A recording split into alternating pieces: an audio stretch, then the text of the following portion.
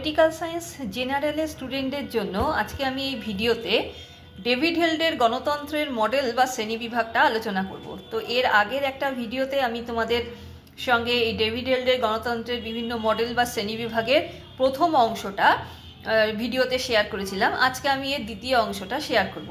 তো দেখো, ভূমিকাতে তোমাদের যেটা লিখতে হবে, আমি ফার্স্ট পার্ট ভিডিওর ফার্স্ট পার্টটাতে বলে দিয়েছিলাম যে গণতন্ত্র তত্ত্বের একজন প্রভাবশালী চিন্তাবিদ হলেন ডেভিড হেল্ড। তার মডেলস অফ ডেমোক্রেসি নামক গ্রন্থে তিনি গণতন্ত্রের 8টি মডেল তুলে ধরেছেন।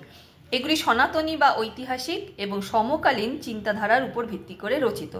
এর মধ্যে সনাতনী গণতন্ত্রের মডেল দেখো 8টা মডেলের মধ্যে 4টে হচ্ছে সনাতনী বা ঐতিহাসিক গণতন্ত্রের মডেল, আর বাকি 4টে হচ্ছে বর্তমান বা এই তোমাদের সমকালীন যেটা চিন্তাধারা, সেই সমকালীন চিন্তাধারা বা আধুনিক চিন্তাধারার উপর ভিত্তি করে গঠিত। এর মধ্যে দেখো যে সনাতনী বা প্রাচীন বা ঐতিহাসিক গণতন্ত্রের যে মডেলগুলো, সেটা হচ্ছে ধ্রুপদী গণতন্ত্র, সংরক্ষণমূলক গণতন্ত্র, প্রত্যক্ষ গণতন্ত্র আর উন্নয়নমূলক গণতন্ত্র। আর বাদবাকি যে 4টি মডেল আছে তা সেগুলো হচ্ছে সমকালীন বা বর্তমান বা আধুনিক গণতন্ত্রের মডেল। এর মধ্যে রয়েছে অংশগ্রহণমূলক গণতন্ত্র, প্রতিযোগিতামূলক গণতন্ত্র, আইনমূলক গণতন্ত্র আর বহুত্ববাদী গণতন্ত্র।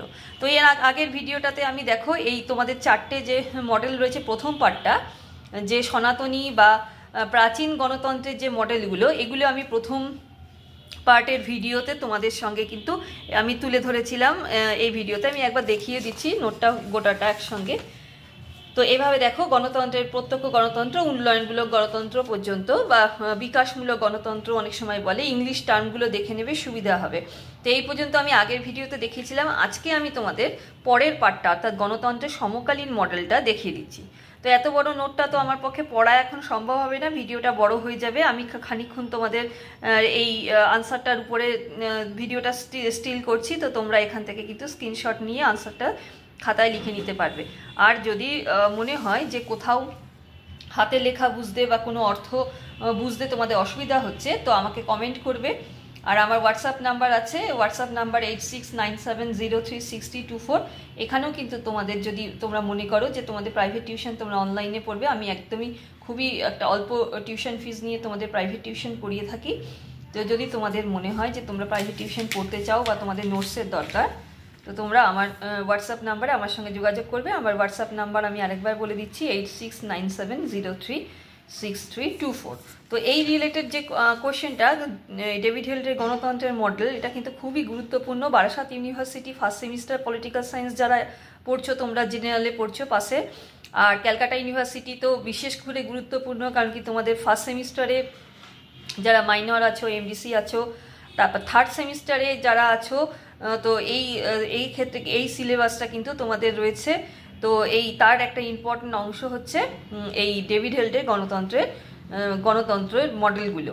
তো তোমরা দেখে নেবে এখানে। আর তোমরা যারা মাইনরের স্টুডেন্ট হচ্ছে ক্যালকাটা ইউনিভার্সিটি, তোমাদের কিন্তু অনেক সময় এই পুরো ডেভিড হেল্ডের গণতন্ত্রের মডেলগুলো না দিয়ে এর আন্ডারে একটা মডেল তুলে দেয়, দিয়ে তার একটা বা দুটো তুলে দিয়ে তাদের সম্বন্ধে কিন্তু লিখতে দেয়। তখন সেই যে অংশটা তোমাদের তুলে দেওয়া হবে, সেই অংশটা একটু ডিটেলে পড়তে হবে। তো সেটা এখান থেকে হবে না, তোমাদের আলাদা করে সেই নোটটা রেডি করতে হবে। যেমন ধরো তোমাদের যাদের কথা বলছি, ক্যালকাটা ইউনিভার্সিটির মাইনরের স্টুডেন্ট আর অনার্সের স্টুডেন্টের ক্ষেত্রেও একই কথা।